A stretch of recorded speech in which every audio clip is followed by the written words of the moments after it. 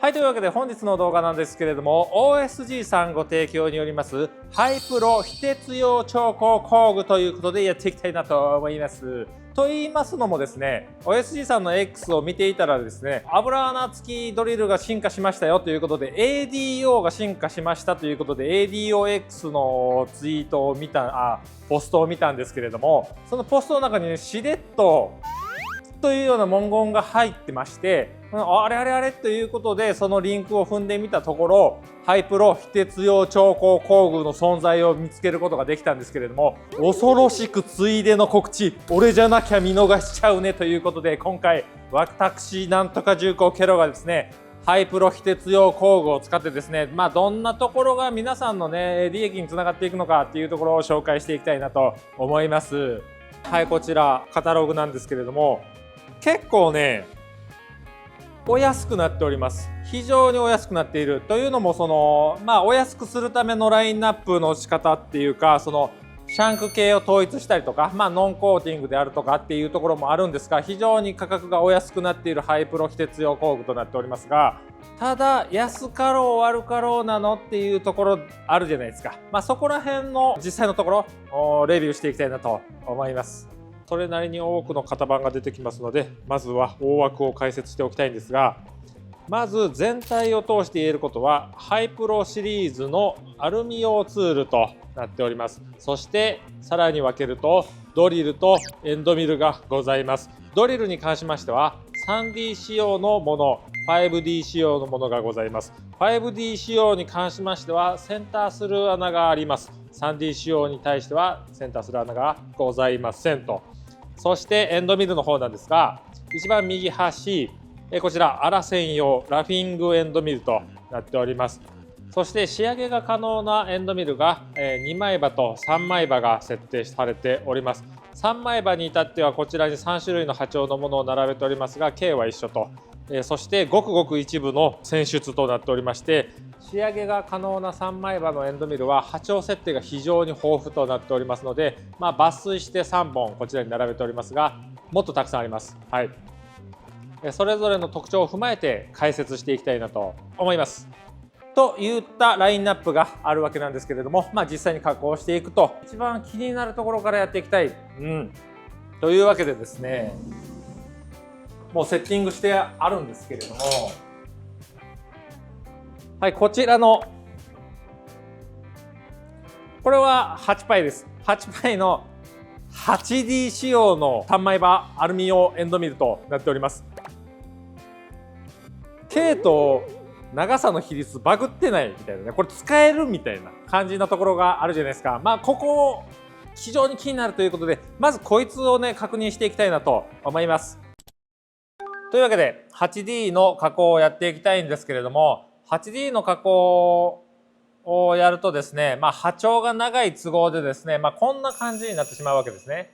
はい、というわけで使い方のレクチャーもね一緒にやっていければいいなと思っておりますので、まずは切り子トラブルが少ないラフィングで加工をやっていきたいなと思います。はい、ご覧の通り見えておりますのは12、はい、12のエンドミルとなっております。さあ、諸事情あって最短のつかみではなくて、ちょっと工具をね長めに突き出して加工していきたいなと思います。もろもろ見やすいようにこんな感じでですね、サイドスルー使っていくんですけれども、普通に外部給油も使ってください。このラフィング波長が 50mm ありまして、とりあえず 50mm 使ってみようという感じでいきたいと思います。設定条件は私がちょっと適当に決めました。はい、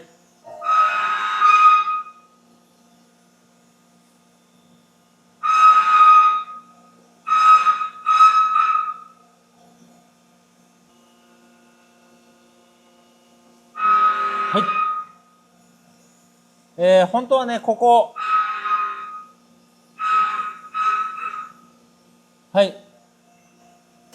2段目切り込んだんですけれども、 8D 仕様の刃物がですねちょっと長くてめちゃくちゃ切り込めるんですよ。でもこの12だと届かないということで、こんな感じで2段目は少し1段目を加工した時よりも逃がした状態で加工しておりますので、シャンクには当たっておりません。はい、ご覧のように加工しました。切り子はね狙い通りラフィングということで、非常に細かくブレイクしている状態といった具合にですね、まずは大荒取りということで、加工をしました。全部ね、8D の波長で荒取りしちゃうと、キリコがモッケモケになってしまいますので、取れるところは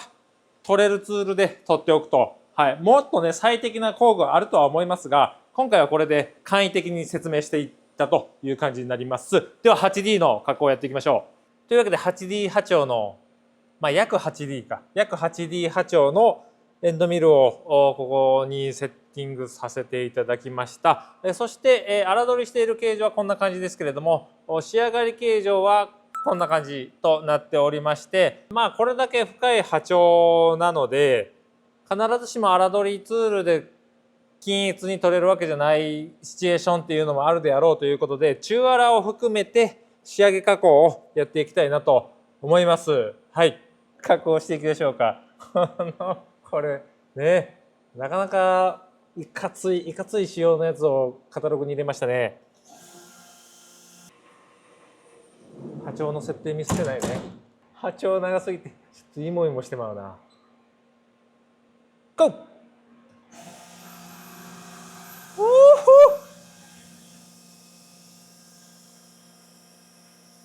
削れた？あ、削れてるね。オッケー。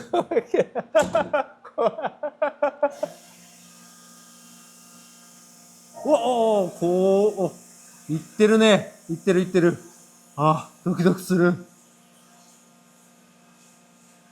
音がね、全然普通っすね。この波長でこんなトロコイドやっとんの初めて見たな。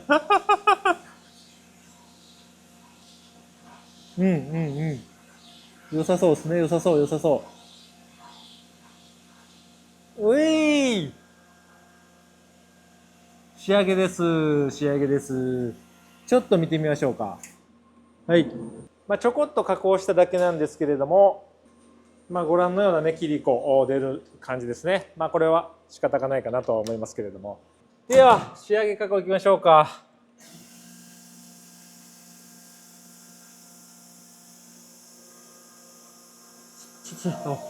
怖いんですよ、さすがに。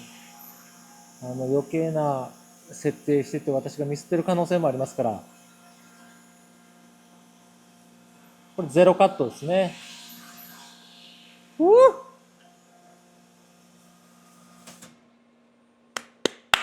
ブラボー！はい、こんな感じで仕上がりました。動画冒頭にてもうクライマックス級のね、加工パフォーマンス出ちゃいましたね。というわけでですね、面の仕上がり感非常に良かったんですけれども、倒れてるんじゃねえのとかって言われそうだなと思ったんで、一応確認しておきましょう。倒れないってことはないと思うんですけれども、やっぱり、どの程度倒れるんかっていうのはね、見ときたいなと。ゼロカットしておりますので、ゼロカット。それなりに抑制はされているはずなんですけれども、とりあえず、ある程度、針を当てて、ここゼロ？ゼロ。はい。ここでいいでしょう。では、確かめ、見ていきましょ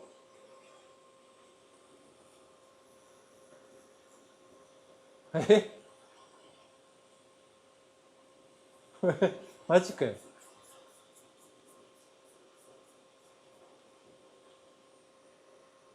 一メモリこれ何本や？ 100 分の1やな。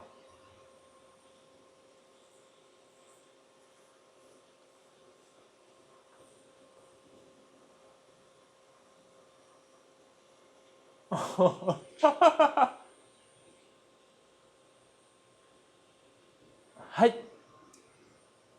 ほぼ倒れなし。やりすぎとんな、これは。マジか。はい、というわけでね、多少想定外はあったけれども、安かろう悪かろうの製品ではないということは、今回の加工を見ていただければね、分かったんではないかなと思います。もちろん、非常にいいツールではありますが、使いどころっていうのはちゃんと選ぶ必要がありますよと。ご覧のように、切子がね非常にかさばりやすいので、粗加工工具っていうのは別途用意した方がいいなとは思いますが、別に粗加工そのものができないわけでもないし、仕上がり感はご覧の通りだったと思います。タッチ壁加工の精度に関しては機械とかね、あるいはホルダーの状況にも変わってくるので、皆さんの会社で、ご覧のような結果が必ず出るというわけではないけれども、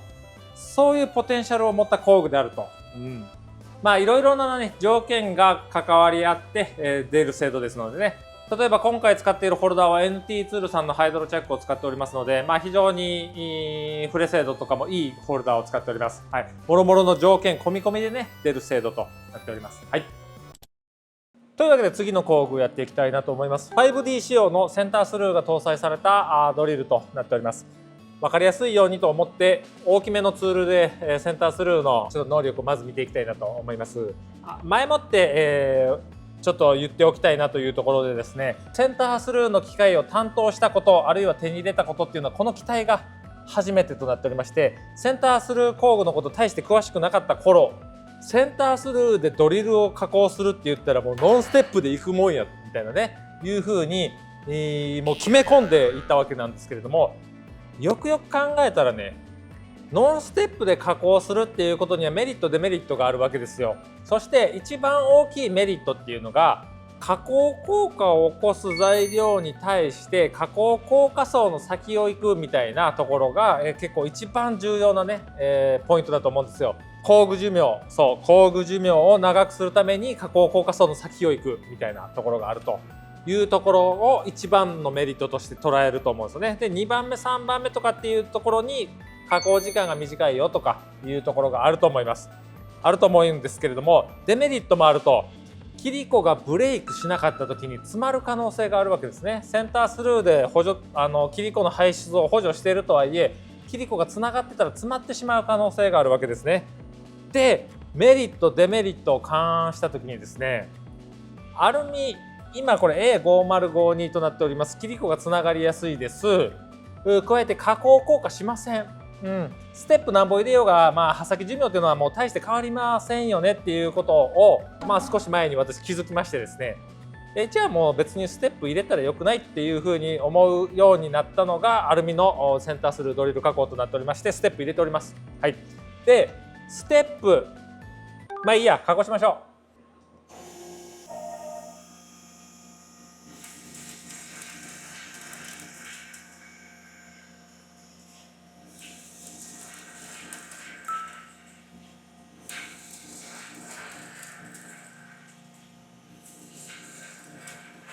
素晴らしい。ご覧いただいた通りですね、実際問題ブレイクしてたんだけどブレイクしないこともあるわけですよね。というわけで私最近アルミ加工のセンタースルードリルであってもステップを入れがちな状態となっております。そしてステップを入れていてもどうでした？遅かったですか？そう、加工時間そんな大して変わらないんですよ。もちろんね、1ミリ1ミリ1ミリ1ミリ1ミリ1ミリっつってステップ入れてたり、いちいちいちいちいちいちいちいちこう出口まで行ってたら時間はかかるんですけれども、ステップ量をほどほどに調整すればもうぶっちゃけそんなに加工時間変わらんよねっていうところでステップ入れてると。ステップを入れるステップ量に関してなんですけれども、私の場合回転当たり送りにかけ10かかけ30するぐらいが私のステップ量の決め方となっております。今回 0.35 回転当たり 0.35 で送っていたと思いますので、10倍すると3.5 ミリ、30倍すると 10. 点何ミリ10点何ミリですよね。あたりでやるということで、今回はステップ量10ミリでやっていますという感じです。回転当たり送りを上げれば上げるほど深さに対して切り子の長さって短くなりますよねと。当然その切りくず厚みが増える分切り子の長さ自体は短くなると。でそれに対してステップ量を決めているという感じですね。はい。というわけで次の加工をやっていきましょう。2枚刃のアルミ用エンドミルとなっております。久しぶり、アルミ用の2枚刃エンドミルとか使うのめちゃくちゃ久しぶりだわ。OSG さんが AE、TSN とか TLN とか VTSN とかずいぶん前にラインナップしましたよね。DLC コートの3枚刃のあいつらを使い始めてからというものを、それまでアルミ用の2枚刃って普通に使ってたんですけども、あのシリーズをラインナップしてそれを使い始めてからというもの、2枚刃というものはもう全く使ってないんですけれども、めちゃくちゃ久々でございます。さあ、やっていきましょうか。さすがに外部給油が当たってなさすぎる。はい、OK。外部給油のみで、さっき開けたドリルの下穴を使ってスロット加工をやります。いけるはず。行きましょう。はい、フル溝。フル溝です。フル溝。深さを変えてのフル溝。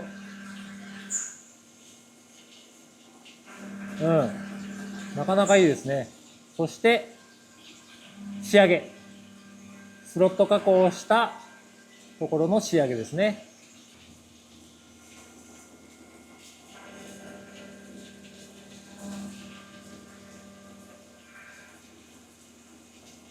はい、加工完了と。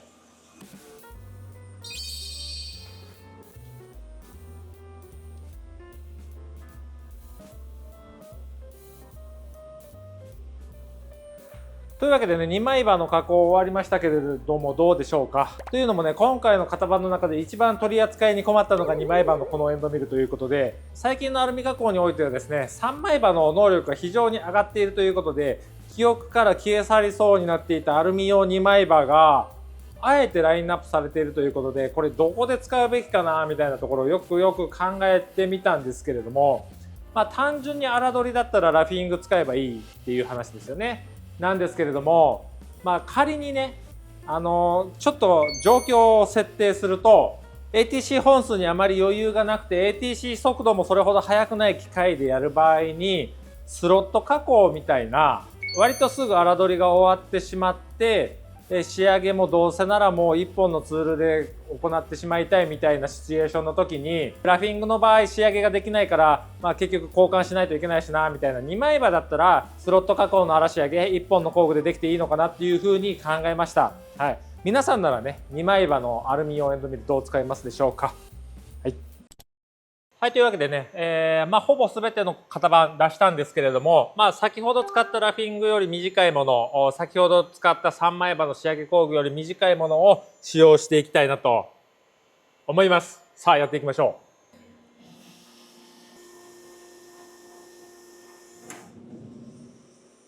う。切り込みちゃんと設定したかなとかってね、自分を疑ってしまうね。あんまり信用には足らない男でございますので、私ね、それぐらいでちょうどいいと思います。では、加工していきたいと思います。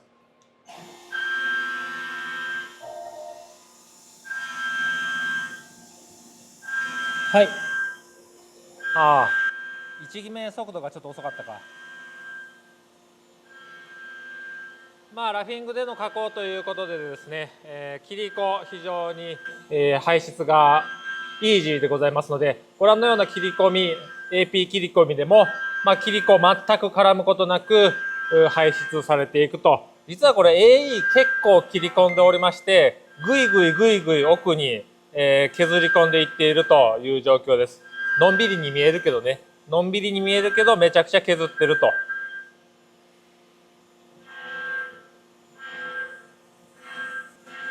見やすさの都合でコレットスルー使っておりますが、外部給油でも十分流れていく切り子だなと思います。はい。では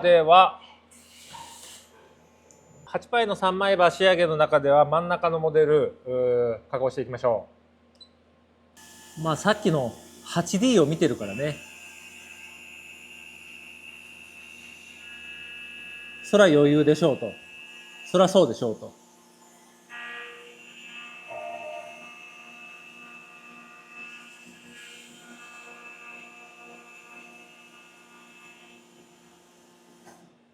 はい、そして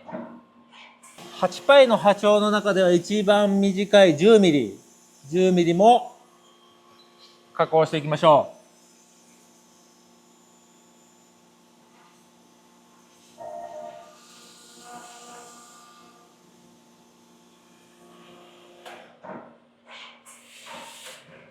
う。実はですね、こちらの3枚刃の仕上げが可能なエンドミルなんですけれども、波長設定非常に豊富で、今回3種類の波長を使用しましたが、実際ねラインナップされている種類といたしましては、こちらご覧いただければと思うんですけれども、8パイだけで1234567891011種類の波長が設定されていると。9パイとか7パイとか5.5 パイもあるんや。 5.5、4.5 っていうレアリティの高い系もラインナップされているんですけれども、そこら辺の波長は非常に少ないんですけれども、オーソドックスな6パイであったり8パイであったり10パイであったりっていうのは波長の設定非常に多く設定されております。この3枚刃の仕上げ用エンドミル、波長の設定非常に豊富に取り揃えられていますので、その製品に合わせた波長でコストを削減することができるモデルとなっておりますので、ぜひ見ていただければなと思います。なぜ 8D 仕様までありますので、よっぽどコーナー R が厳しくてタッチ壁が深くてっていうのでも対応できるラインナップあると思いますし、こんなに浅いのにそんなに大きい刃物いらないよっていうところにもフィットする非常に短いものもあるかなと思います。というわけでハイプロシリーズ最後の加工ということで、ドリルの加工をやっていきたいなと思います。 3D 仕様のハイプロ非鉄用ドリルに関しましてはですね、3パイ以下のラインナップがありまして、そして見逃してほしくないポイントとしてですね、 M3 と M4 の転造タップの下穴ドリル系っていうのがラインナップされておりますっていうところは、これねぜひ見逃さずに活用いただきたいポイントでございます。アルミ用ドリルで M3、M4 あたりの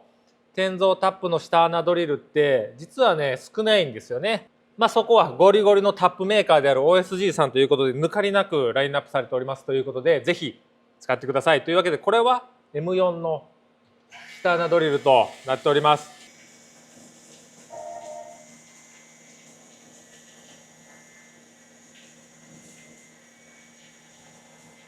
はい、当然難なく加工と。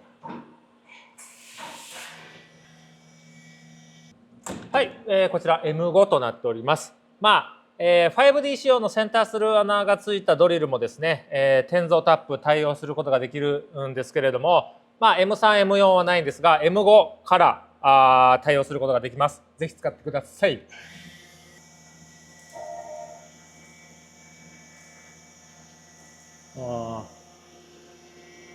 M5 も綺麗にブレイクしてるな。私のステップいる理論をことごとく跳ね返してくるな。ちゃんとブレイクしてるはい、穴は非常に綺麗に仕上がっておりますので、このままタップ立てていきたいなと思います。はい、というわけでタップ立てていきましょう。最近はご覧の通りグリーンタップを使用するようになりました。アルミではその特殊な刃先形状からクーラントの巡りが非常に良いということで、アルミの鋼製刃先とかが出やすい状況に対してもですね、タップに対していいんじゃないのかなということでグリーンタップに、SXPF から変えたんですけれども、きっといいんだと思います。はい、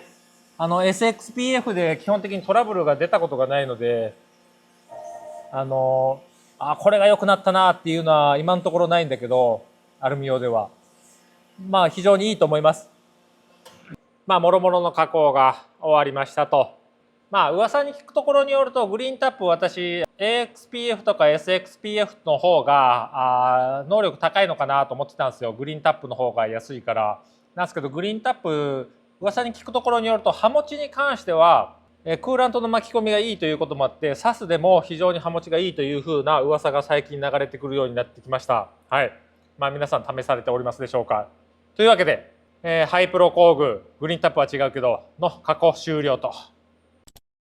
はい、というわけで OSG ハイプロ非鉄用工具のレビューとなっておりましたが、 OSG のねアルミエンドミルといえばですね、こちらをイメージされる方いらっしゃると思います。ハイプロ非鉄工具がラインナップされた後にですね、実はこいつもアップデートされたということで、こちらご覧いただきたいんですけれども、ニック付きのモデルラインナップされましたということで、こちらをねぜひ紹介していきたいなと思います。ニック付きが加わっております。そしてですね、3D、5D どちらもニック付きが加わっているんですが、ラジアス形状も加わっているということで、こちら8パイなんですけども、R3 のラジアスが付いたものとなっております。加工していきましょうか。いきましょう。ご覧いただけます通り、切り子が非常に細かく分断しているということで、ニック付きの威力出ているかなと思います。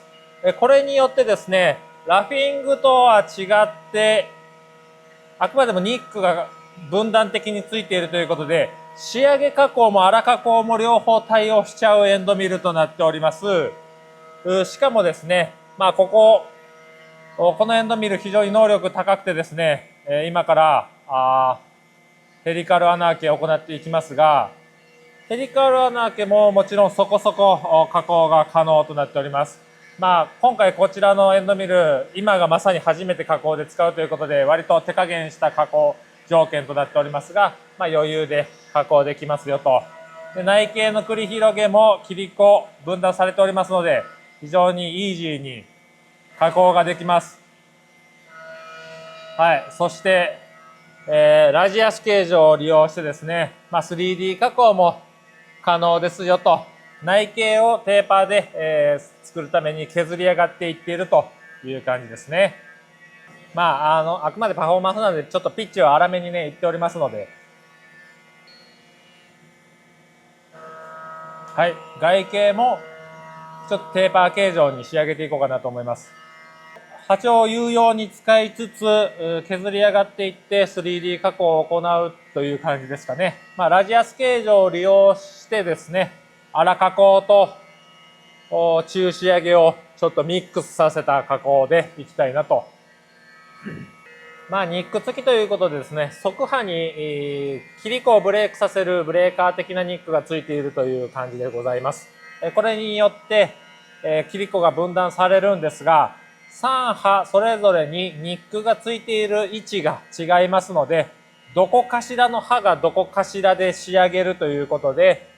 切り子をブレークさせながらも仕上げ加工が可能になっているというエンドミルでございます。これ非常に待望しておりましてですね、今回ですね、3D も 5D もラジアスももうほぼほぼフルラインナップでニック付き出ましたので、ぜひ皆さんご利用いただければなと思っております。これ非常に一押しです。はい。一押しのツールとなっております。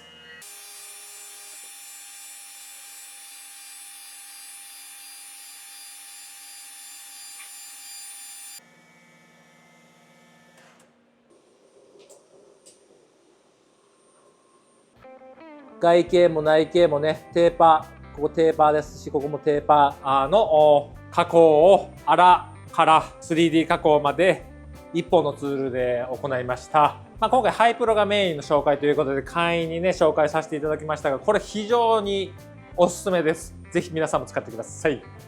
はい、というわけで OSG ハイプロにラインナップされました非鉄用工具のレビューをやっていきましたが、皆さんいかがだったでしょうか。私ね、アルミ用のツールスルーのドリル非常に待っていたので、ハイプロのラインナップ見た時にこれだと思ったんですけれども、まさかの伏兵 8D の3枚刃のエンドミルがこんなに使えるとは思いませんでした。めちゃくちゃ有用だと思います。当然ね、6パイでも10パイでもそこら辺のラインナップがあるということでですね、ぜひ使っていってみてほしいなと思います。あれちょっとしれっとラインナップに加わっている割には相当世界観変わる仕上げが可能なんじゃないでしょうか。めちゃくちゃおすすめです。カタログを見てもですね、5種類のツールを技術的な説明を1ページで済ませてしまうという非常に簡易な説明から見て分かる通り、割とこなれた技術を使っているわけですよね。最新技術導入しました、新コーティング導入しました、新しいブレーカーが、新しい切り刃形状がとかって、そういうのは書いてないわけなんですけれども、現代版にアップグレードした汎用ツールという形でですね、アルミ用のね、使えるんじゃないのかなと思います。安いからずっと使ってたっていうエンドミルとかドリルとかあると思うんですけれども、今回切り替え時じゃないのかなと思います。はい、というわけで今回の動画は以上になります。面白かった、参考になったという方いらっしゃいましたら、グッドボタン、チャンネル登録どうぞよろしくお願いいたします。というわけでご視聴ありがとうございました。